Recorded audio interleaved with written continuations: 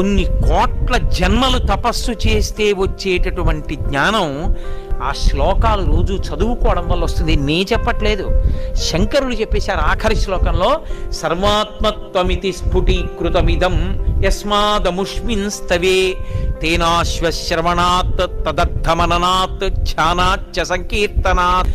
ఈ శ్లోకాల్ని, ఈ స్తోత్రాన్ని, దక్షిణామూర్తి స్తోత్రాన్ని ప్రతిరోజు ఎవరైతే చదువుకుంటున్నారో, చదవడం చేత కాని వాళ్ళు, చదువుకోవడం వచ్చిన వాళ్ళు చదివితే వింటున్నారో, విని ధ్యానం చేయగలుగుతున్నారో, ధ్యానం చెయ్యలేకపోతే కనీసం పఠిస్తున్నారో, వింటున్నారో, ఇలాంటి వాళ్ళందరికీ కూడా సర్వాత్మత్వమితి స్ఫుటీకృతమిదం, ఆత్మ అనుభవంలోకి రావడమే కాదు, దానితో పాటుగా సమస్త సిద్ధులు కూడా కలుగుతాయి.